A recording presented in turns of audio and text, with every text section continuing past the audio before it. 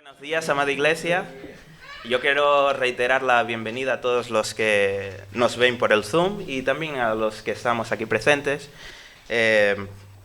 Como les había dicho, hoy es un día que les toca a los adolescentes, pero aún así no deja de ser especial. Como estamos viendo, de verdad nos están compartiendo de su corazón y están sirviendo al Señor con todo lo que tienen. Y bueno, cabe animarlos a ellos, ¿no?, para que sigan en otras oportunidades también sirviendo al Señor. Antes de todo, yo estaré dando la primera parte del sermón y bueno, el protagonismo después quedará con Diego, que estará dando la segunda y la última parte del sermón. Amén. Pero antes quisiera orar para que empezáramos y para que se nos fueran los nervios, tanto a mí como a Diego también. Amén. Oremos.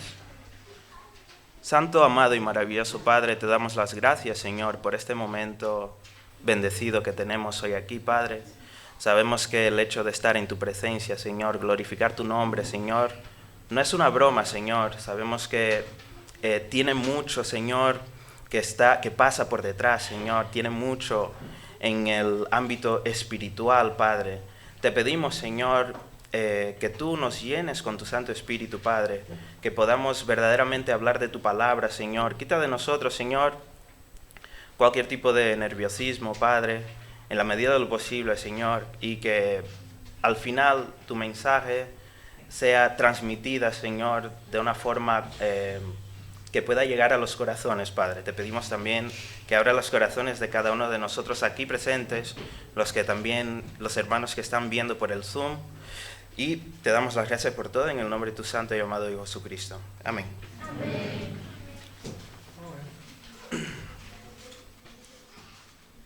Bueno, estaremos dando continuidad al libro de Hechos en su capítulo 2. Pero antes me gustaría hacer una referencia a algo que Jesús había dicho. Y podemos encontrar en Juan, no está en el PowerPoint, pero para que lo tengáis anotado, lo podemos encontrar en Juan 14, del 15 al 17, y dice así la palabra de Dios. Y yo le pediré al Padre, y Él les dará otro Consolador, para que los acompañe siempre, el Espíritu de verdad, a quien el mundo no puede aceptar, porque no lo ve ni lo conoce. Pero ustedes sí lo conocen, porque vive con ustedes y estará en ustedes. En los últimos meses he estado leyendo el Antiguo Testamento, y ya sea en Primeras de Reyes o en Segunda de Crónicas, hay algo que me llamó mucho la atención, y es la dedicación y el tiempo que le pusieron a la construcción del templo de Dios.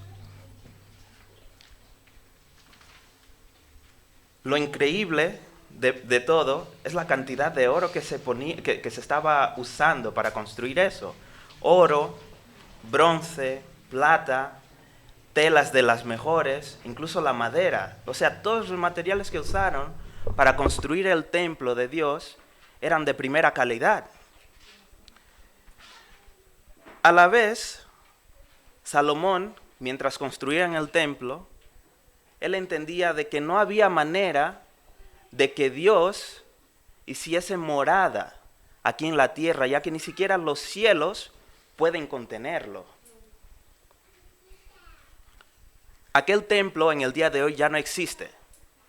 Sin embargo, nosotros ahora somos el templo.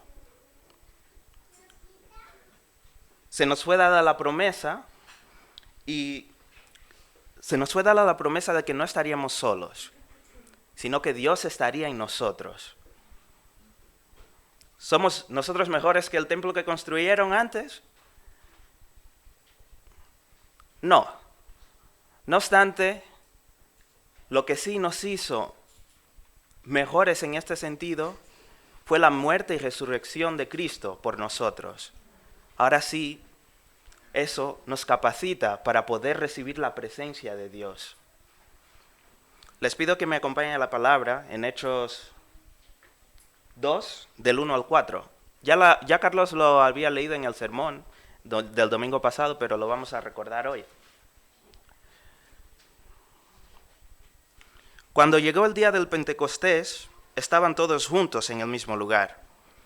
De repente vino del cielo un ruido como el de una violenta ráfaga de viento, y llenó toda la casa donde estaban reunidos. Se les aparecieron entonces unas lenguas como de fuego que se repartieron y se posaron sobre cada uno de ellos.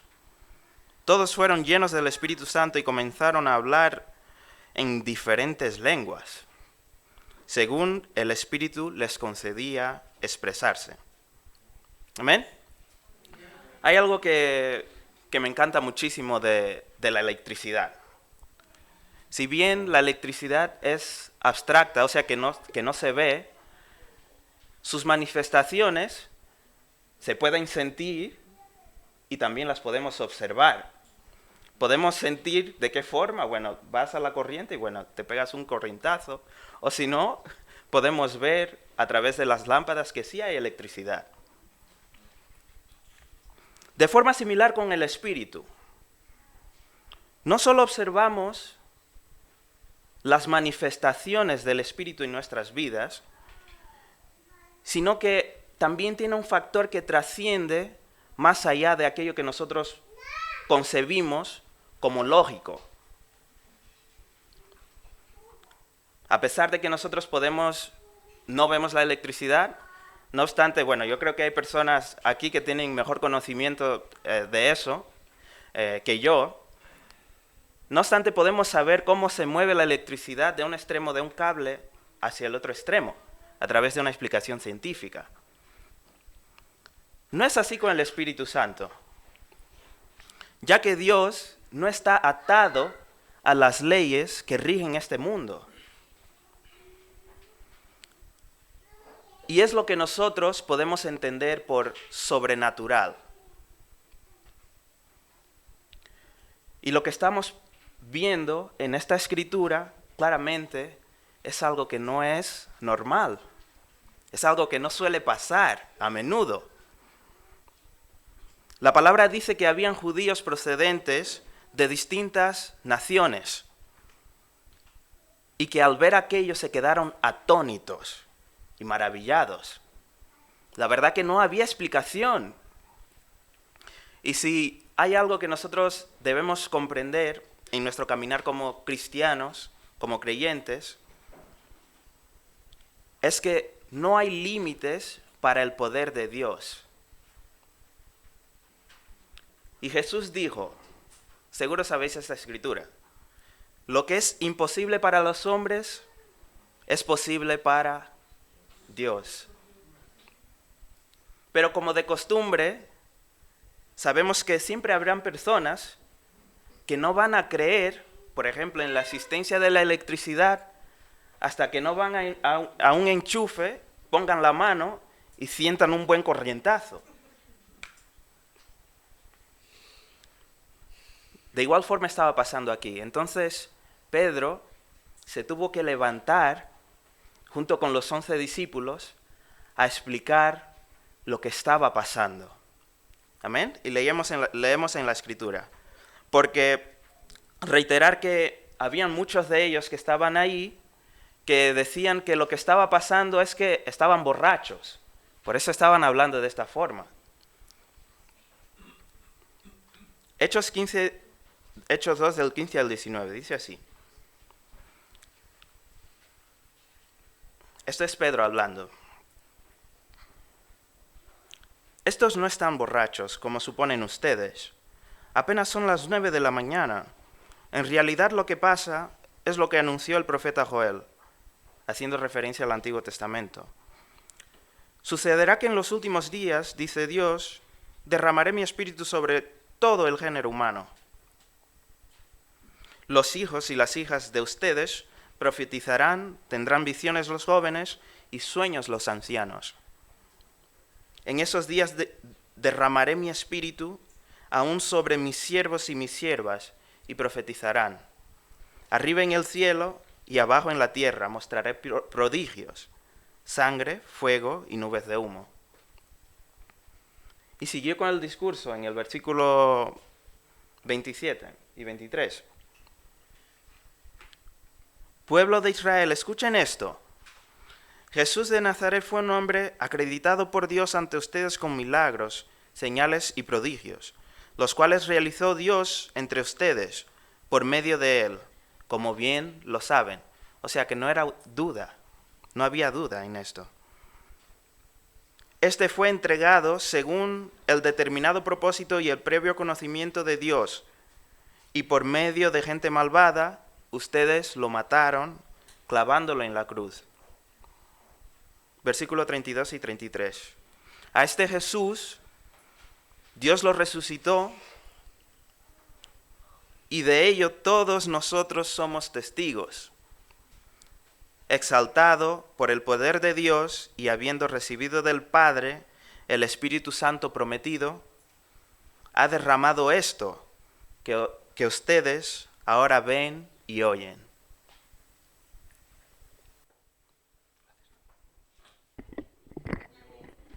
Ay, uy, ¿se me escucha así, no? Vale, yo sí necesito el micrófono, que si no mi voz se escucha muy baja. Bueno, pues Pedro terminó de hablar, ¿vale? ¿Y qué pasó con los presentes? Vale, ¿qué pasó con los presentes? Ellos se sintieron compugnidos de corazón.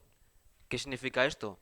Se sintieron tristes por lo que habían hecho. Se dieron cuenta de verdad de que habían obrado mal, ¿vale? Imaginaos, ¿no? O sea, ¿qué dijo Pedro? Vosotros le clavasteis en una cruz. Tiene que ser fuerte esto, ¿eh?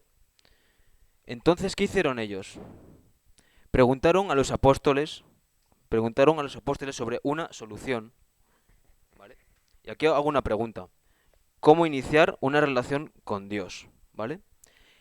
En Hechos, vamos a seguir con el texto, en Hechos 2:38 se nos da una fórmula. ¿Y por qué lo llamo fórmula? A ver, una fórmula es una expresión breve que nos indica cómo resolver una situación o una cosa, ¿vale? En Hechos 2:38 nos dan esta fórmula. ¿Qué dijo Pedro?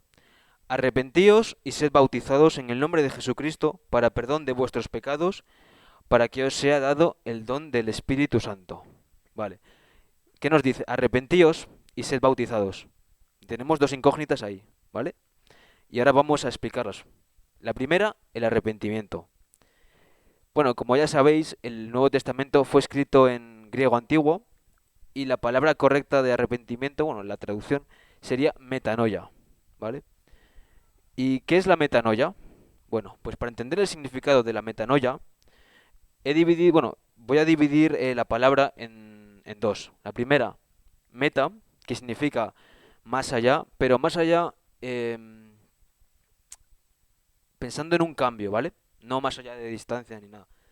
La segunda, nous, que es el pensamiento, la mente, nuestra mente. Entonces, literalmente, esta palabra significaría ir más allá, el cambio de nuestra mente. Y este es el primer significado el significado del arrepentimiento. Después, ¿qué tenemos? El bautismo. La palabra bautismo viene del griego baptismos. Y bueno, la voy a separar igual que he hecho con la palabra metanoia. Y me queda tal que así. Baptein, que significa sumergir, hundir, seguida del sufijo ismo, que significa literalmente la acción o la doctrina del sumergimiento, de sumergir. Para nosotros el bautismo eh, representa el lavado de nuestros pecados y el nacimiento de una nueva criatura. En la Biblia tenemos muchos ejemplos de cómo Dios se nos da a conocer a través del agua, ¿vale? Un ejemplo que me acordé justo cuando estaba leyendo, que está en Reyes 5, es la del sirio Naamán. En esa época, los sirios y los israelitas se encontraban en conflicto, y Naamán era un alto oficial del ejército sirio. Naamán estaba enfermo de lepra, ¿y qué hizo Naamán? Viajó hasta Israel a visitar al profeta Eliseo. Y en Segunda de Reyes 5:14, lo que hizo Naamán para limpiar su piel, vale, aquí está. Naamán se sumergió 7 veces en el río Jordán y su piel quedó limpia. Vale, hay muchos más ejemplos, ¿vale? Por ejemplo, cuando Moisés convirtió el agua en sangre, no fue Moisés, fue Dios que estaba ahí. Cuando abrió las aguas del Mar Rojo, no fue Moisés, fue Dios que estaba ahí, le dio ese poder, ¿vale? Entonces, el mensaje de Pedro fue recibido por muchas personas y fueron bautizados cerca de 3.000 personas. Dice más o menos 3.000 personas, pero imaginaros, ¿no? Ahora mismo bautizar a 3.000 personas. Había 12 apóstoles, había 12 apóstoles, sí. Y haciendo cálculos, pues serían unas 250 personas por apóstol. Imaginaros a Jeff teniendo que bautizar 250 personas él solo. Increíble, ¿no? Vale, aquí os hago otra pregunta. ¿Qué debemos hacer después de arrepentirnos y bautizarnos? Haber comprendido el arrepentimiento, haber comprendido el bautismo. Vale. En Hechos 2.42, bueno, en Hechos 2.42 que dice, y estos se mantenían firmes a las enseñanzas de los apóstoles, a la comunión, al partimiento del pan y a la oración. Vale. Eh, bueno, voy a empezar por las enseñanzas de los apóstoles, ¿vale? Que en nuestro caso son las enseñanzas que recibimos, las clases de Jeff, de Carlos normalmente, tanto los domingos como a veces los miércoles por Zoom, ¿vale?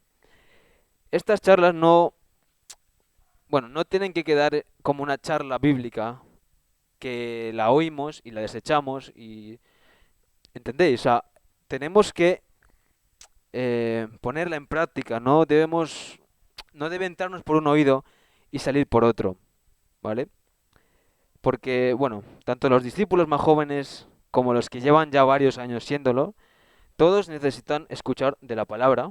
Bueno, como dijo Jesús, ¿no? No solo de pan se alimenta el hombre, sino de toda palabra que sale de la boca de Dios. Y aquí, bueno, encontré una similitud, por ejemplo, con un equipo de fútbol, ¿vale?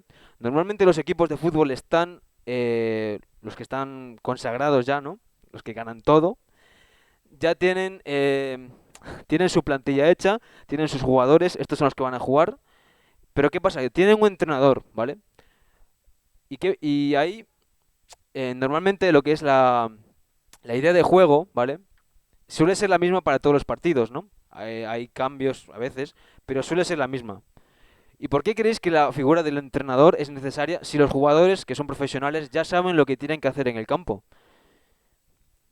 Ellos que están jugando, ¿vale? Ellos no ven lo que sucede a su alrededor. Lo pueden ver, pero el que ve realmente todo eso es el entrenador. Lo mismo pasa con nosotros. Dios nos pone, Dios nos pone su palabra para que nosotros la apliquemos.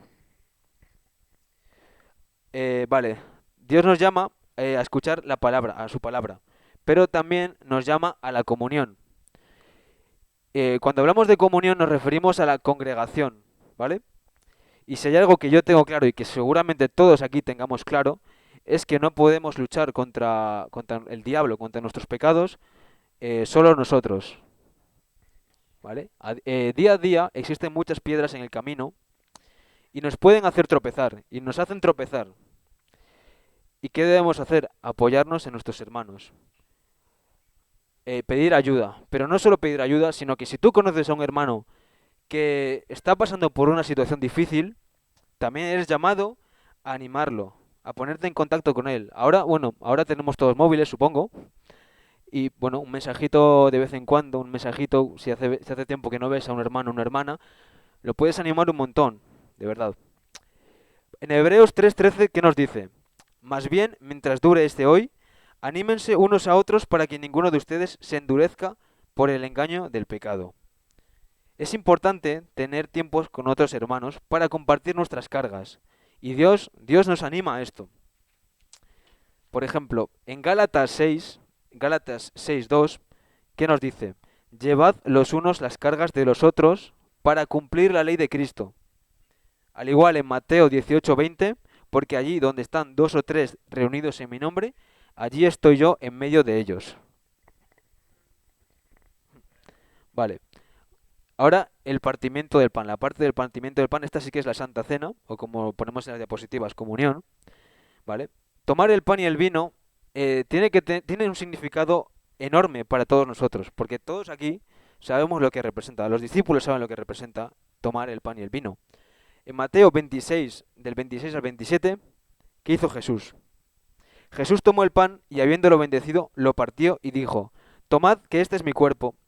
Y tomó una copa y dando gracias, dijo, bebed de ella, pues es mi sangre, es la sangre del nuevo pacto, y es derramada para el perdón de los pecados. Eh, lo habéis visto, ¿no? Dios nos perdona, Dios perdona nuestros pecados. ¿Pero qué? Debemos alimentarnos en su palabra. Vale. También somos llamados a la oración. Ese tiempo en el que literalmente estamos hablando con Dios. Vale, en Filipenses 4, del 6 al 7, se nos dice que cuando oremos, demos gracias y presentemos nuestras peticiones a Dios. Demos gracias y presentemos nuestras peticiones a Dios.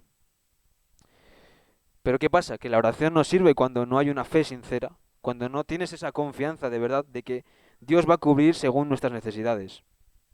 Asimismo, orar no se trata de hablar por hablar. En Mateo 6 7 está claro, lo dice claro Jesús, que no solo por nuestra mucha palabrería seremos escuchados. Y una vez entendido lo que es cómo iniciar una relación con Dios y los pasos que debemos seguir, debemos también entender la manera en la que debemos seguir los pasos anteriores. Vale. Aquí voy a hacer una pregunta más. ¿Cómo creéis que era la forma de los primeros cristianos según las indicaciones de los apóstoles?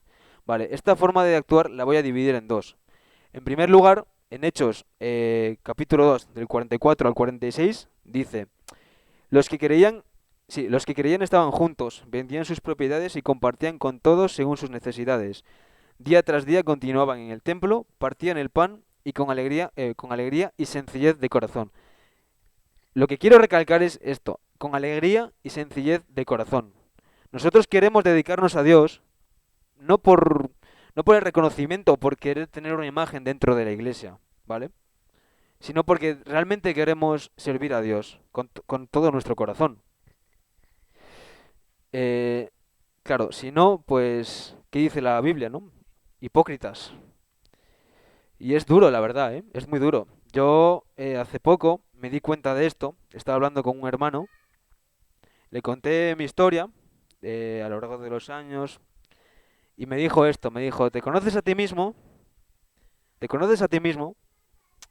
Y realmente no me conocía a mí mismo. Y me di cuenta de que había sido un hipócrita por muchos, muchos años. Y gracias a esta conversación que tuve, a esta comunión que tuve, pues ahora mismo puedo estar aquí. Porque probablemente no estaría si no hubiera hablado, si no me hubiera acercado, si no hubiera pedido consejo. En segundo lugar, en Hechos, un poquito antes, en Hechos 2:43, se dice, y sobrevino temor sobre las personas y prodigios y señales fueron hechas por los apóstoles. Vale. Debemos entender que Dios es un Dios misericordioso, tardo para enfadarse, pero debemos respetar las cosas de Dios. Debemos respetar aquello que nos fue mandado. Pues aquí tengo un ejemplo, ¿vale? Un poquito que escuché hace, creo que un año pasado, ¿vale?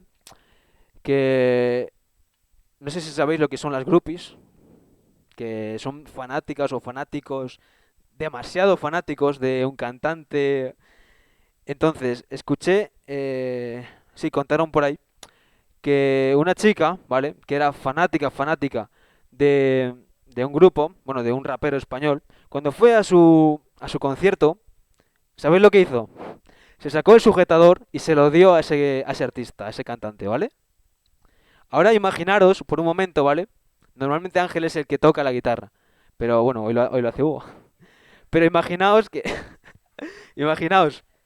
que hay un chico o una chica aquí que se llena de gozo, de alegría, entre comillas, voy a decir entre comillas, y se saca la camiseta, o, se saca el sujetador, ¿vale? O un chico se saca la camiseta y se la tira así. ¿Creéis que eso es tener respeto por las cosas de Dios? No, ¿verdad? Debemos entender, debemos tener temor sobre las cosas de Dios. Vale. Y para concluir, iba a dar unos puntos, ¿vale? Para reflexionar.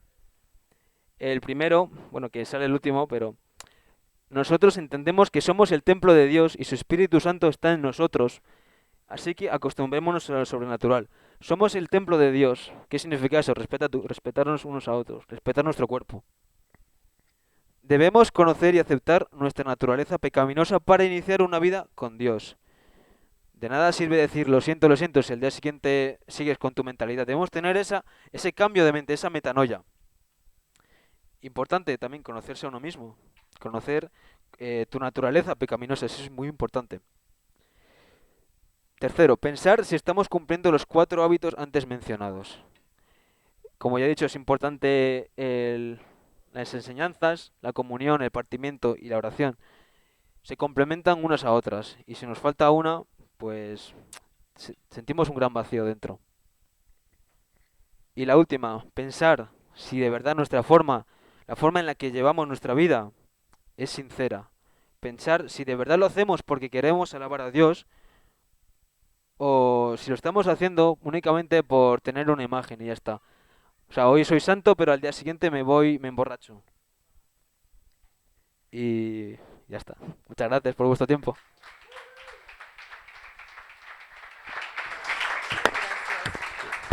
Se escucha un poquito bajo. Pues muchas gracias a todos y rapidito, no, tenemos mucha suerte en esta iglesia de tener adolescentes que cuando se les preguntó de hacer este servicio, primero hicieron así y luego dijeron lo vamos a hacer. Es como en la Biblia él dice que decimos sí y no lo hacemos. Ellos dijeron no y aquí están y se han preparado. Entonces un aplauso, por favor, a todos.